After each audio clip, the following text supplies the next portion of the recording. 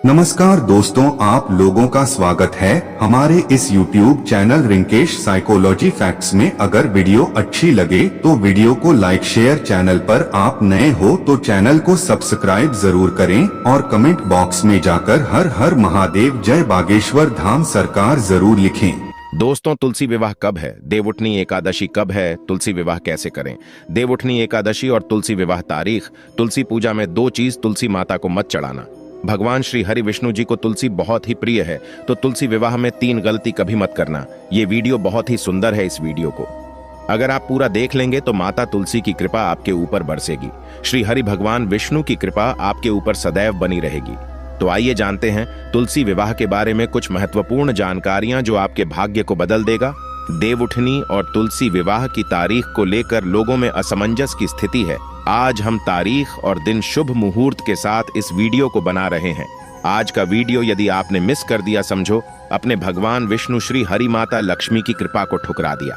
Comment में लिखें जय तुलसी माता, लाइक जरूर करें। देवउठनी एकादशी के दिन क्या खाना चाहिए और क्या नहीं, संपूर्ण जानकारी इस वीडियो में है। हिंदू धर्म में तुलसी को बेहद ही पवित्र और पूजनीय पौधा माना जाता है। तुलसी एक पौधे के साथ साथ एक प्रकार की आदरणीय देवी भी हैं। ये हमारे लिए मां के समान है। तुलसी को मां लक्ष्मी का स्वरूप माना जाता है। हर वर्ष कार्तिक महीने की शुक्ल पक्ष की एकादशी को तुलसी विवाह किया जाता है। इस दिन जो ये दिन होते हैं, ये देवउठनी एकादशी के नाम से भी जानते हैं। इस दिन भगवान विष्णु जी योग निद्रा से उठते हैं।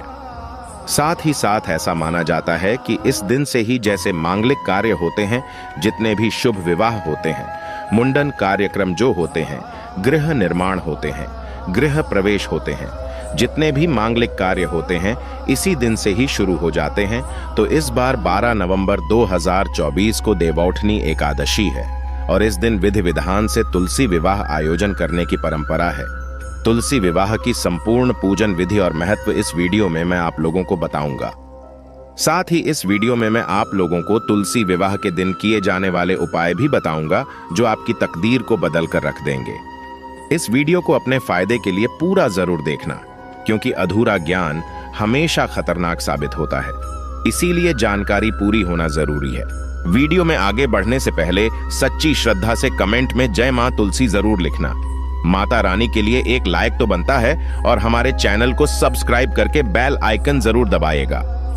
दोस्तों, कार्तिक महीने के शुक्ल पक्ष की एकादशी तिथि को भगवान विष्णु जी 4 महीने की लंबी निद्रा से जागते हैं, जिसके बाद मांगलिक कार्य शुरू हो जाते हैं। और इस तिथि को माता तुलसी और भगवान शालिग्राम अर्थात भगवान जो विष्णु जी के स्वरूप हैं, शालिग्राम कहे गए हैं, इनकी पूजा करने का विधान है। भगवान शालिग्राम को भगवान विष्णु का ही एक अवतार माना जाता है। इसीलिए इस दिन तुलसी विवाह करने से भी सभी तरह के कष्ट दूर होते हैं और जो दाम्पत्य जीवन होते हैं व्यक्ति के, वो सुखमय बने रहते हैं। तो तुलसी विवाह को लेकर शास्त्रों में कुछ विशेष प्रकार के उल्लेख मिलते हैं। वो उल्लेख इस वीडियो में मैं आप लोगों को बताऊंगा। तुलसी विवाह 2024 नोट करें। तिथि शुभ मुहूर्त और पूजन का समय तो कार्तिक महीने की शुक्ल पक्ष की एकादशी तिथि को तुलसी विवाह का आयोजन किया जाता है। इस बार तुलसी विवाह इस साल यानी 2024 में तुलसी विवाह 12 नवंबर को देवोत्थान एकादशी के दिन करवाया जाएगा। द्वादशी तिथि 12 नवंबर को सायंकाल में 4:04 पर आरंभ हो रही है और इसका समापन अगले दिन यानी 13 नवंबर को 1:01 पर हो रहा है। चूंकि तुलसी विवाह प्रदोष काल में करवाया जाता है और प्रदोष काल 12 नवंबर को पड़ रहा है, इसलिए तुलसी विवाह 12 नवंबर को ही कराया जाएगा। इसी दिन सुबह के समय एकादशी भी रहेगी। 12 नवंबर को शाम 5:29 से रात को 7:53 तक प्रदोष काल है और इस दौरान तुलसी विवाह करवाया जा सकता है। आपने जाना शुभ मुहूर्त कब है, अब जानते हैं पूजा की संपूर्ण विधि और इसके बाद उपाय। देखिए, तुलसी विवाह से पहले परिवार के सभी लोग जल्दी उठकर स्नान करने के बाद तुलसी के पौधे के पास पहुंचे। गन्ने से विवाह का मंडप तैयार करें। आज भी ग्रामीण इलाकों में गन्ने से ही विवाह का मंडप तैयार किया जाता है। तुलसी के पास एक चौकी स्थापित करें और उस पर भगवान शालिग्राम की मूर्ति विराजमान करें। चौकी पर अष्टदल कमल बनाने के साथ कलश आपको रखना है। कलश में गंगा जल या शुद्ध जल भरकर उस पर स्वास्तिक का चिन्ह बनाना है। इसके बाद पूजा के लिए धूप, अगरबत्ती, दीप आपको जलाना है और ओम तुलसाय नमः इस मंत्र का जाप करना है। ध्यान से सुनिएगा। इसके बाद आप सभी दर्शकों को हम उपाय बताएंगे। इसके बाद तुलसी माता का 16 श्रृंगार आपको करना है। तुलसी माता को चुनरी उड़ाना है और 16 प्रकार का आपको श्रृंगार जो होता है, आपसे जो बन पड़े वो आपको चढ़ाना है। इसके पश्चात भगवान शालिग्राम को चौकी समेत हाथों में लेकर तुलसी की 7 बार आपको परिक्रमा कराना है। ठीक आपको खुद से रख करके परिक्रमा करना है। तुलसी को शालिग्राम के बाईं ओर स्थापित करें और फिर आरती के साथ विवाह आपको संपन्न कराना है। दोस्तों, आपको योग्य ब्राह्मण को बुलाकर के भी तुलसी विवाह संपन्न करा सकते हैं। अंत में सभी को प्रसाद वितरण करना है और आप देखना आपके जीवन में ऐसा परिवर्तन आएगा जो कि तुलसी विवाह के बाद जिसकी आप कल्पना भी नहीं कर सकते।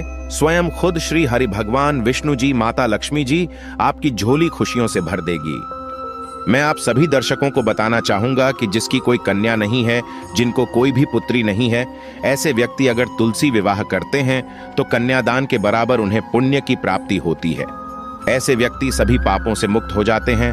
और एक खास बात बताना चाहूंगा, जो कि इस दिन अर्थात देवउठनी एकादशी के दिन, तुलसी विवाह के दिन, अगर कोई भी व्यक्ति सच्चे मन से इस दिन भगवान शालिग्राम को, भगवान विष्णु को तुलसी का एक दल चढ़ाते हैं तो एक दल की जो कीमत बताई गई है वो है 10,000 गोदान के बराबर फल होता है। यदि अगर आज जो भी सच्चे मन से अर्थात तुलसी विवाह के दिन अगर आप तुलसी का एक दल भगवान विष्णु को चढ़ाते हैं तो 10,000 गोदान के बराबर पुण्य की प्राप्ति होती है।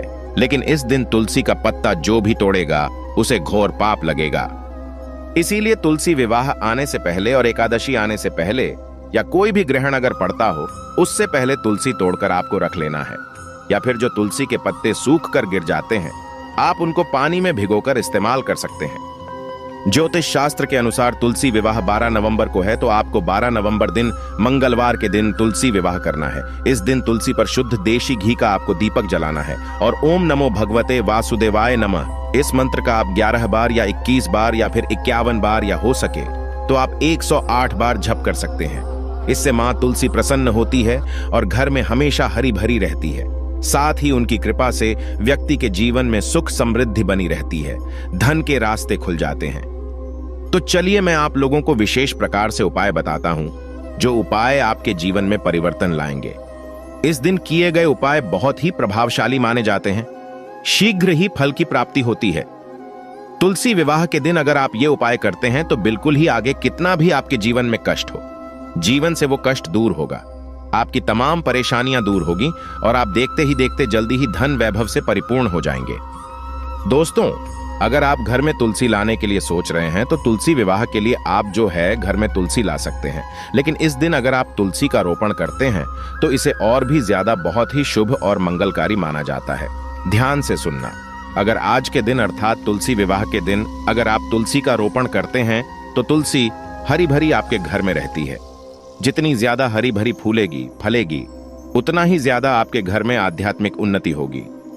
हमारे धर्मशास्त्र कहते हैं तुलसी विवाह के दिन तुलसी का रोपण करने से, तुलसी का पौधा लगाने से व्यक्ति के जन्म जन्मांतर के पाप मिट जाते हैं। ऐसा माना जाता है कि यह तुलसी का पौधा जितना ज्यादा हरा रहेगा, जितना ज्यादा उसमें मंजरी आएंगी और फलेंगी फूलेंगी, जितना ज्यादा उसमें कहा जाए एक प्रकार का हरापन आ जाए, एक प्रकार से मंजरी आ जाएगी, उतना ही ज्यादा आपकी आध्यात्मिक उन्नति होगी। इस दिन गलती से भी तुलसी का पौधा कभी किसी दूसरे व्यक्ति को मत दे देना। आपका पूरा घर गरीब हो सकता है। घर में लगा तुलसी का पौधा कभी किसी दूसरे व्यक्ति को इस दिन नहीं देना चाहिए। दोस्तों, तुलसी विवाह से पहले ही दिन शुभ मुहूर्त में स्नान करने के बाद सबसे पहले तुलसी के कुछ पत्ते तोड़ करके साफ पानी में आपको रख देने हैं। इसके बाद तुलसी विवाह के दिन तुलसी के जल को पूरे घर में, जो आपने तुलसी के पत्ते रखे हैं उस वाले पानी को पूरे घर में आपको छिड़कना है, ऐसा माना जाता है। ऐसा करने से वैवाहिक जीवन बिल्कुल खुशहाल बना रहता है।